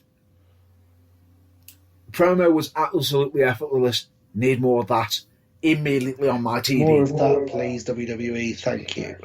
Please, in regards to that. That's a massive up in regards to WWE for this week. But, one of the rare few ups. In a difficult week, it's always nice to have a silver lining to what's otherwise been quite a cloudy week. Yeah. Now, let's move on to the last piece of information, which is in regards to, well, actually, I've got to point out another spoiler, and I apologise for this. WWE SmackDown Tag Team Championships. Currently held by Miz and... Wrong! Well, you wouldn't let me finish, would you? I was going to say currently held Sorry. by Miz and Morrison the last time I heard. Wrong! Ooh, off-air switch or on-air switch? On-air switch on SmackDown. Ooh. Yeah, can you remember that we ended up having a rematch of WrestleMania? Was it actually a tag team match this time? Nope. Just removed the ladder. Oh, And okay. this time, it's the other partners in the match. So that would be interchangeable Uso B, Big Is it E, Jimmy? and The Miz. Yes. Come on, let's be honest. The only people who can actually tell which Uso is which are the Usos themselves and their close family. Jimmy and Jay. Yeah. I believe it was, I think. Yeah, nobody knows which one's which, apart from them and their very close family. But anyway, Let's the point. be honest. But anyway, the point- it was a singles match and there was no ladder this time. Triple threat. A one-on-one triple threat match, not a tag team match. A one-on-one. Triple Yeah. threat, yeah. The point I was trying to make is not Yeah. a tag team match, yeah. And your new WWE SmackDown Tag Team Champions For now, Yes. the 8th time. Yep. Yes. Wow. However, there was another segment in regards to it that I thought was interesting. And that was? The mysterious gentleman who revealed to Mandy Rose what was going on made a reappearance. Oh, the person who's responsible for playing the footage of. Sonya Deville and Dolph Ziggler Interesting. made a And reappearance and stated, do we now know who this individual is? "No, we still don't." Okay. But they made some more proclamations. They made a very serious proclamation stating, showing a video of the Usos, the New Day, Miz and Morrison, Twisted Bliss, Alexa Bliss and, Nikki Cross, and turned around and stated, some people keep their friends close, but their enemies closer. The truth will be revealed. Hinting that one of them tag teams could be potentially breaking up. They probably will be. But interesting that they decided to tease it rather than just do it and annoy everybody. Yeah. But at the same time, it's just interesting because a lot of people are going to be instantly heading down the simple route. A lot of people are going to be probably saying, it's going to be the easy one. You could say Miz Morris because he just lost the tag team titles. It may not be. Basically never certain anymore. They could go down the simple route. They may not. It could be Twisted Bliss splitting up. It could even be Hell, the New Day. That'd be a shock. I'm thinking not, but, stranger things have happened. True. But anyway, we'll have to wait and see. Yeah. And on top of that, we know that Braun Strowman's, number one contender for his title already. We do? Yep. Bray Wyatt. Ooh, fun. Notice the words I said there. Yes, you said you did not add 2 other words to that. Correct. But he is playing psychological games with Braun. Of course he is. Because on a Moment of Bliss, there was a present that Braun thought was sent by Alexa, and Alexa just goes, no, it's not. It's like, of course. And then referenced, him teaming with her on mixed tag, and then revealed it was Braun's old black sheep mask. Yeah. And then the image of him wearing it popped up. It's like, Strowman stood up, it's like, Strowman cuts a promo stating, Bray may want him to remember, his old past, but he's not. He's better for it now. So we've got a potential feud. But anyway, last piece of information, because I know we've gone far longer than what we did on that segment, is in regards to Money in the Bank, which is both Money in the Bank matches are going to be very, very interesting. Because of a certain taking advantage of the situation. Yeah. And this concept has actually got me fucking excited for Money in the Bank. It's ever so slightly worrying me because... It's worrying me because of the current situation, but at the same time, the idea of it, fucking genius. Well, the idea, the first 3 words the first 6 words that came to my head when you said it. Go on. And that made me worry a little bit. Go on. Ready to Rumble triple-decker cage. It's not that bad. No. The thing is, it's not going to be that bad. But what the idea is did make me think of that, and that is slightly worrying because it's a potentially brilliant concept. But the idea. Unfortunately, my wrestling brain seems to be hardwired to think the worst of everything. I get what you mean, but I've got some other alternatives. The reason why it can go wrong, but I'm looking forward to seeing the idea play out. Yes. The idea being is that the match is going to take place at WWE headquarters. In Stamford, Connecticut. Correct. They're going to have to fight from floor 1, from the ground floor, all the way to the top. To the top floor of the building. To the roof. Wow, okay. To get in the ring with a ladder. Hang on. There's going to be a ring on the roof of Titan Towers. Yeah. Okay. And they're going to have to get a ladder to climb up and retrieve the Money in the Bank case. Hang on. No, so it's going to be in the top floor of the building. It's going to be on the roof of the building. But no, okay, sorry. Just slight flaw here. Yeah?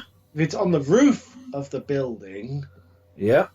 what have they hung the belts from, or the briefcase? A If they're special outdoors and a it's in the roof.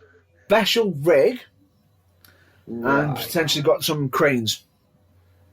Right. Okay, because I was just thinking the whole on the roof that you can't hang a hook with a briefcase on it from Yeah. the sky. Yeah. But anyway, You the can't idea just being wait is until the a cloud comes past and hang it off and hope it stays there. the idea being is the slogan is climb the corporate ladder. I see what they did there. In which case, I hope that nobody who has ever had a world title shot before are the only people in the matches.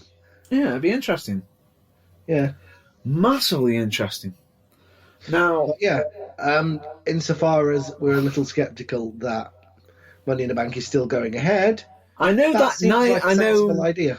I believe Nia Jax is one participant, Shayna Baszler is another, and there is a third woman that's involved. But the men involved, I know MVP is a possibility. There's also Rey Mysterio, but at the moment, the main contender for Drew's title for Money in the Bank is none other than Seth Rollins. I see. So, hang on. Is there going to be just 2 Money in the Bank matches? One for women and one for men? Who can looks then like cash it. in for which? Who can then Royal Rumble style cash it in for whichever title is relevant I to think them? so. Yes. Yeah, because otherwise 4 does strike me as ever so slight overkill. Yeah, just a little bit. But anyway, especially Yeah. with the idea of how big it's going to be, it'd be It's overkill. not. Yeah, it's not actually. Plausible. TNA lockdown. We're not going to have every single match be a Money in the Bank match because that would be silly. Correct, but it's still an interesting idea regardless of it. I'm looking forward to it, but it's just, we'll Yeah, have to wait and see. sounds good. But we need to wrap up because I was just about to state that is the last piece of information that we are basically going to be talking about, and I'm now going to go straight into the plugs now in regards to this week's episode. which I'll let you do as quickly as possible with as little interference as I can. So away you Oh, go. Correct. Well, before we get on to it, I just want to say, if you are still listening, thank you very much for listening to this episode. Yes, we have had a lot of bad on this week's episode, but we've had a plenty of good. And also point out, there's also some interesting things that you may want to know about, is the fact that I've actually made some guest appearances recently. I assume that you can mention them as part of the plugs. Potentially, but I'm just going to give them a shout out now. Okay, well, anyway. okay. In that case, go first by all means. But do that and then do the plugs. And if you need me, give me a shout. I'll be here, but you don't. Oh, really need no. me. I'll be mentioning them within the plugs because I've got to show some massive love for certain people. But anyway, let's get on to the plugs now. Please check out UKWA, also known as UK Wrestling Alliance. We'd massively appreciate that, as that is the wrestling company that I'm currently running with a fellow business partner. And on top of that, we also recommend you check out photography. For all photography needs, check out Tony Knox, Jessica Turbo Photography, Kerry Swift Photography. They do absolutely amazing work. Please check out for any videography needs to check out BA Productions and SW Video.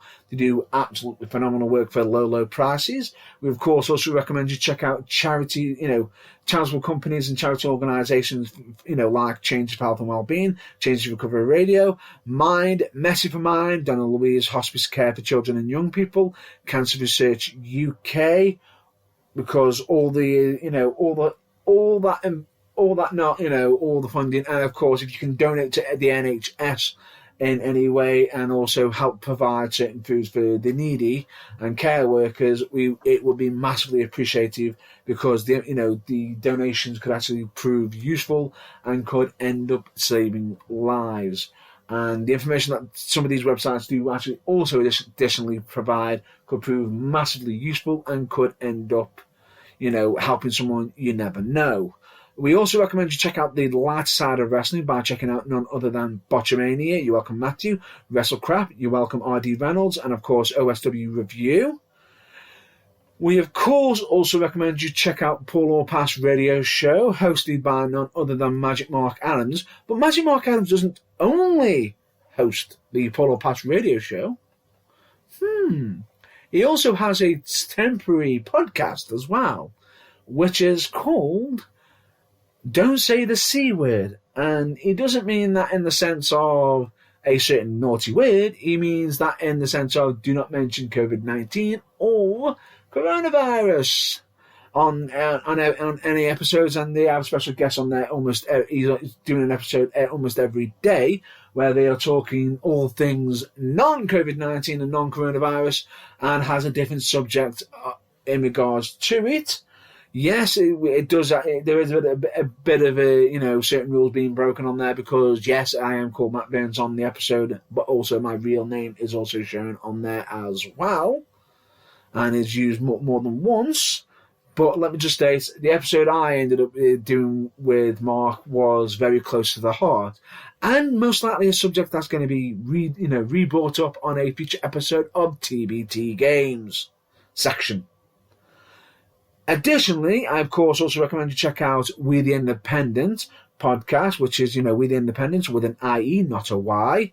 As they are make groundbreaking certain interviews and are currently at the moment in time probably trying to unionize a certain workforce that has just been heavily impacted that we've already covered in today's episode.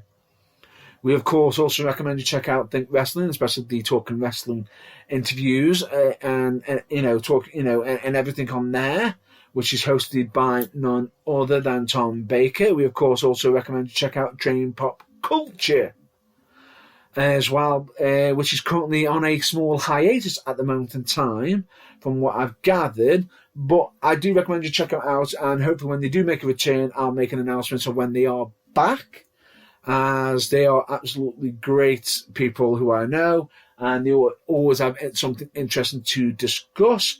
I, of course, also recommend you check out the Future podcast, which is hosted by none other than Phil Woodvine, who is the promoter and owner of Pro Wrestling For You. I wonder, and I say this because, yes, I have been a guest on one of the episodes on there myself. I do recommend you check it out. It is massively interesting. I believe it's something along the line, I'm just trying to remember the full name of the actual podcast episode, but it involves Snap, Crackle, and Pop, potentially. Okay. Snap, Crackle, and Wrist Locks, potentially, but I'd recommend you check that out. I, of course, also recommend you check out none other than Hatred Theory. Absolutely, what a great way to expel some certain hatred, but let me just state this for the record.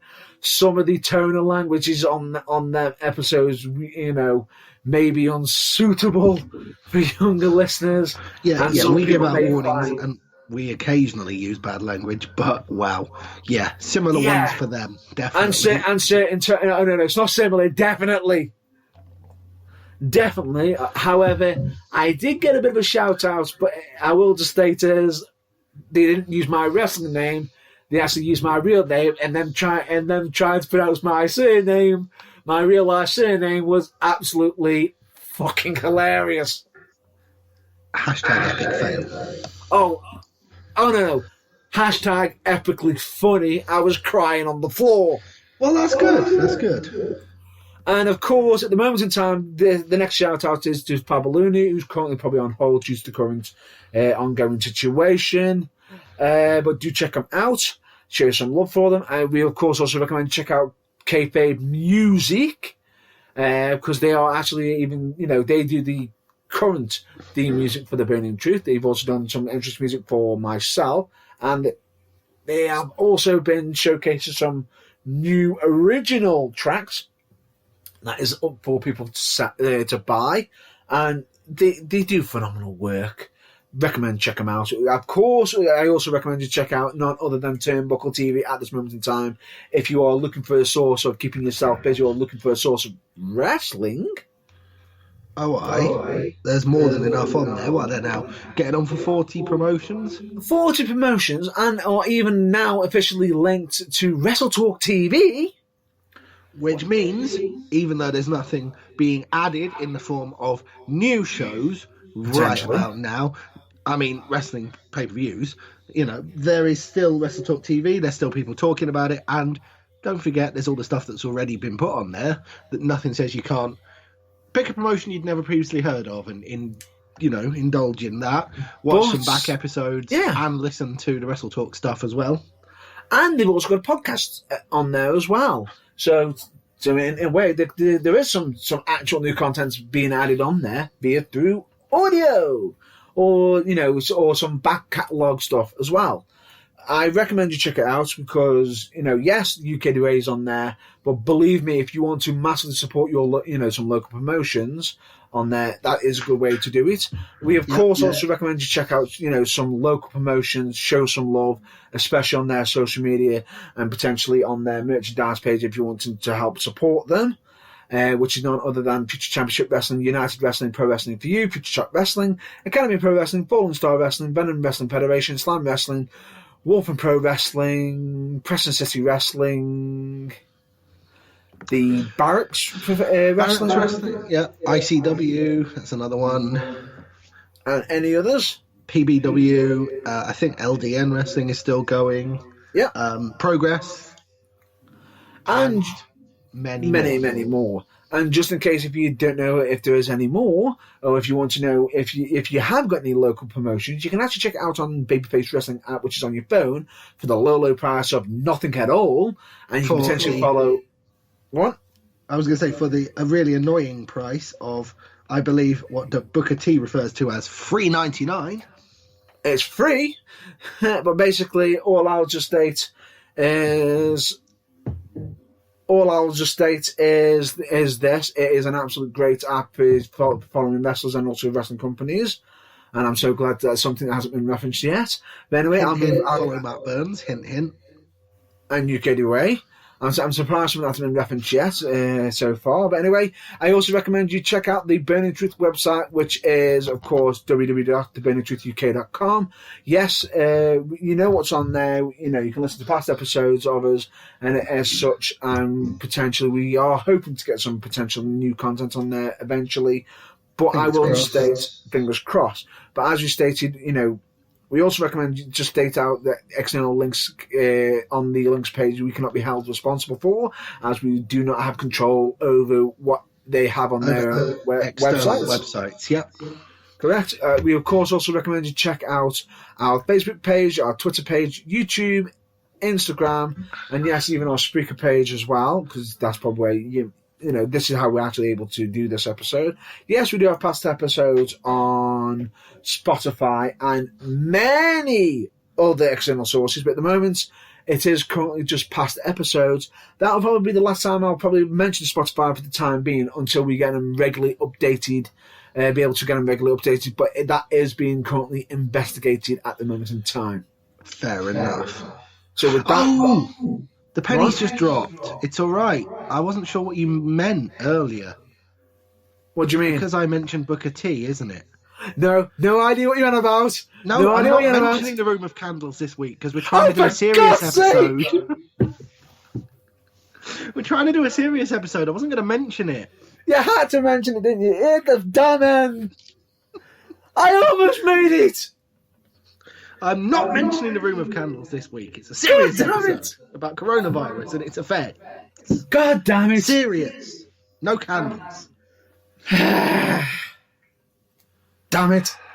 But anyway, that is so close. So close, I know. That's a wrap up for this week. Thank you very much for listening. But before we go, we always recommend you stay safe. And just to point out, in regards to when we do say stay well, stay safe, we don't just mean it physically, we also mean it mentally, because mental health is a massively important. And just in case, if you are currently struggling, and everything, just know this: it is okay to be not okay, but we do recommend you do seek help as soon as you are able to. If possible, and just know that asking for help isn't a weakness, and you could end up finding out that the others may already know that you're in a bit of a bad situation, but are waiting for you to inform them that waiting for you to state don't want to jump to conclusions on your behalf, as such, and want you to come to them, possibly come to them when you're ready. But at the same time, you could also find out that you are more cared for, more loved than you could ever know, either through family, friends, and colleagues. And with that, I'm just going to state for this week. So please, everybody, stay well, stay safe.